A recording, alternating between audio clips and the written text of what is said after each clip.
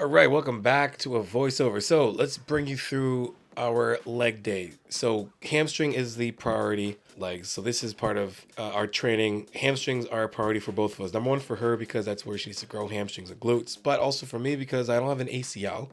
And strong hamstrings and strong surrounding muscles equals a stable knee.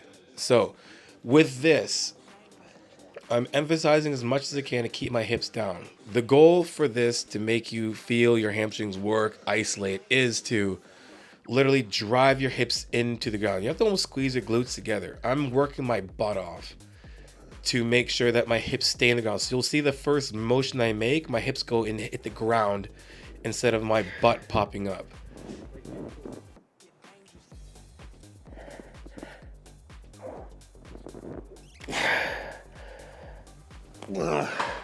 Do it so like everything is pulling right from, no momentum, but good power right from your core. So you feel right from your core, right to your core should be pressing right through your erectors, right through your hips, and then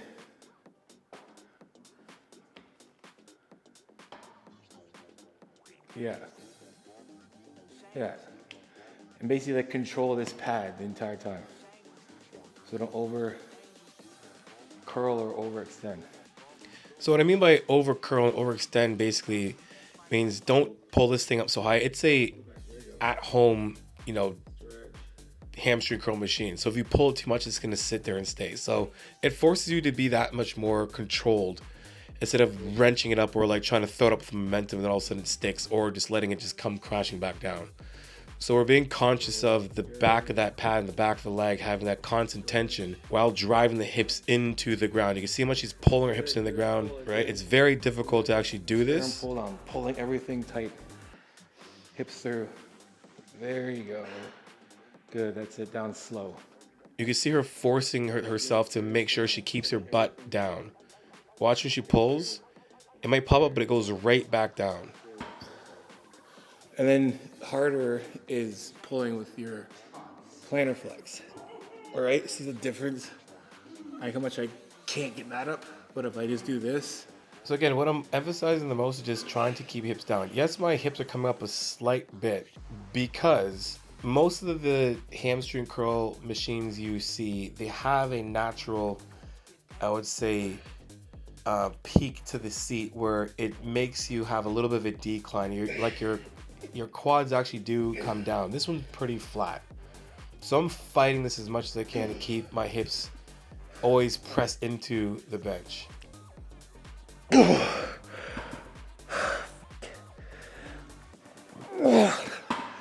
Hey guys, before we continue with this video, I gotta make sure you guys are hydrated.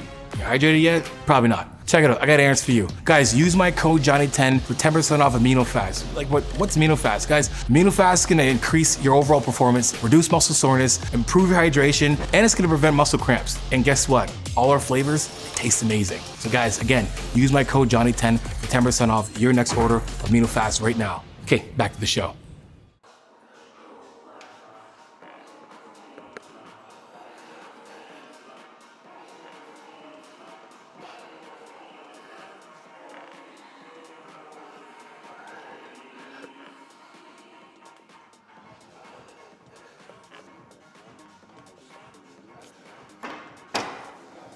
So Carolyn doing these has had sometimes the problem, like she do the sit back type thing where there'll be minimal knee flexion, almost like she's doing a deadlift. And we've, a lot of her glute development has came from her ability to have a good amount of healthy knee over toe and good hip flexion. So on the way down, we have hip flexion and knee flexion.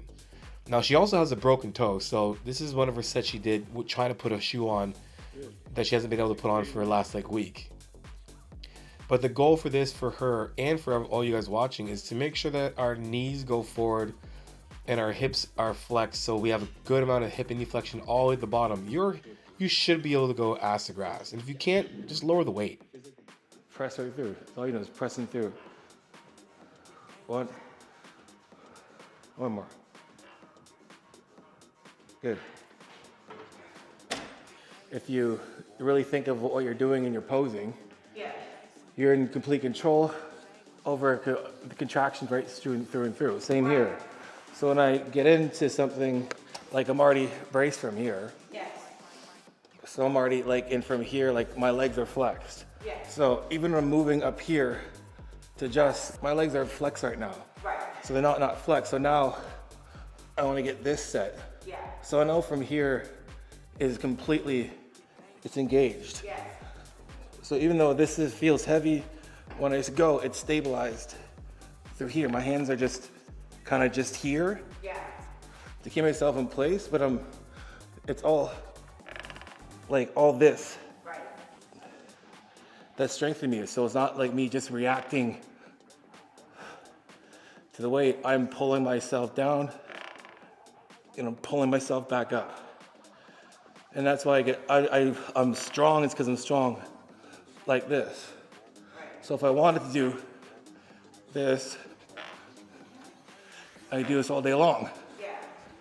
It's super easy because there's no time or attention than it being like this. And that's coming in from my toes. So what I was getting her to emphasize, and for you guys too, when you're sitting underneath this machine or any machine, engage your quads, engage your core right away. That's going to keep you strong and stable the entire time instead of just, bending at the knees and, somewhat being in control, because like 100% you guys are in control. But when you want to have that much more intention, I'm flexing. And when you're flexing, you're controlling the weight on the way down. You have that much more control. We're trying to lower the weight and push the weight back up. Knees naturally over your toes, gripping the floor, your glutes loading, your glutes right from the crevice, like from the ham and the glute, pushing yourself back up. Right? Try and ride it even slower. At the bottom, sit there, see how strong your core is. Right, your legs are strong enough. I think core. When I'm squatting, when I've unracked the bar, everything is like engaged. I feel like I'm doing a standing plank.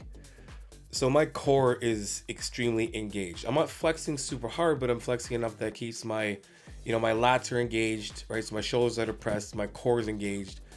Coming from the ground, my toes gripping into the floor. My quads are engaged. I can feel the external rotation in my knees being allowed with my toes. So when I start to squat, I'm in complete control. I'm letting my hips and knees bend at the same time or break at the same time, basically, so I can get fully engaged all the way down. And then I'm pulling myself out of the hole. So I'm not getting down to the bottom and then recoiling up or just bouncing back up. I'm able to pull myself down and then push myself back up. And that's what I'm getting Caroline to understand more. But her overall squat is great, but the development she's had just from correcting her form she's put on a good amount of muscle, but just shaped herself. Her body composition has changed so much from her being so much more tentative to, proper range of motion and tempo and technique. And obviously, me being there on a day-to-day basis, she gets that every single day, me in her ear, not letting her, stray.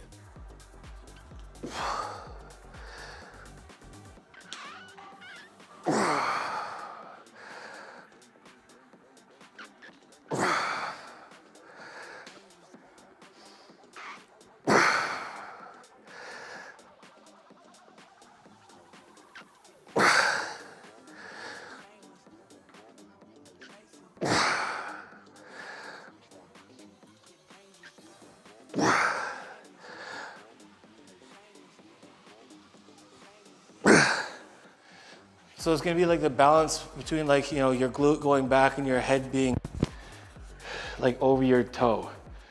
So this is trying to get her to just keep the load onto the glutes and the quads when we're doing this. A lot of times we're doing reverse lunges. A lot of times we're sitting back. We're transferring the weight backwards when we should keep the weight completely going forward, because I'm going to make this example. A lunge is just an exaggerated stride. So your angle of your lunge in terms of your torso should be the same angle as your shin bone. So when you're flexing the knee forward, your torso should be the same angle. And if it's not, it'll be literally like running, standing upright. I'm going to make that example in this video. So just keep watching. But these are things we want to work on. If we really want to isolate the muscles we're using, we need to understand proper angles. So, I mean, like when you jog, you're like this. When you walk, you're like base like this. Like it's a small angle. When you run, it's a very big angle because you lift, the higher you lift your knee, the more that shin, how it should be back. So your lean angle should be the same distance, the same as your shin. And if you were running, that's where you'd be going. So when we're lunging, doing this, we'll be like trying to run fast upright. Impossible. So you're always trying to go forward. So my knee is always going forward. I'm reaching and I'm driving through it, and I'm pushing straight, going forward. So I'm not trying to go up more so than I'm just going back to where I started, going forward.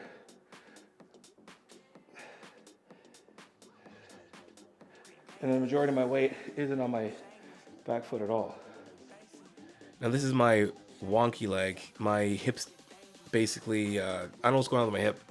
And I don't have an ACL. Now there's no worry in terms of my knee. I have great stability in my knee. If I didn't, I would not be able to do any of these. But again, for me, the only way I can continue with doing these lifts is that I continue to focus on the proper angles, you know, and then loading the muscle right. If I decide to step back more or go forward too much, I feel it in my hip, I feel it in my knee. But when I have that perfect angle, I don't have that pain. So a lot of my technique that I do is to avoid pain, basically.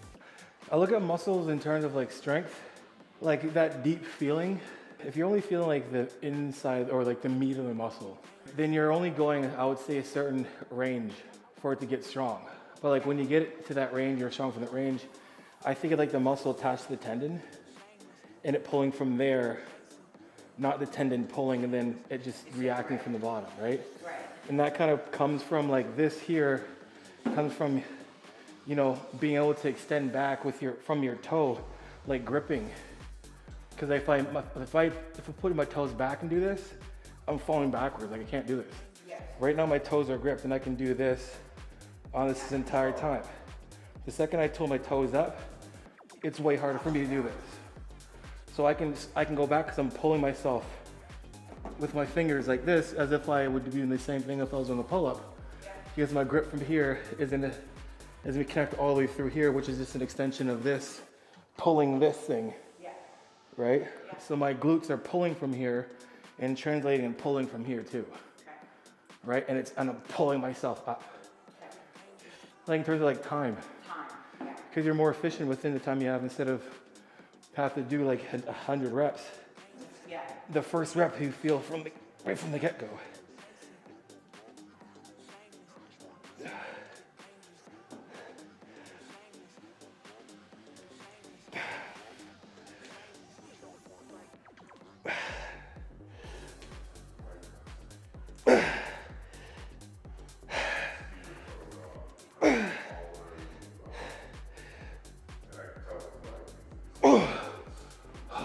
Hope you enjoyed that video. For more videos like this, let me know in the comment section below. Until next time, you know how it is. Iron sharpens iron, progressive overload your life. In the meantime, keep dream chasing.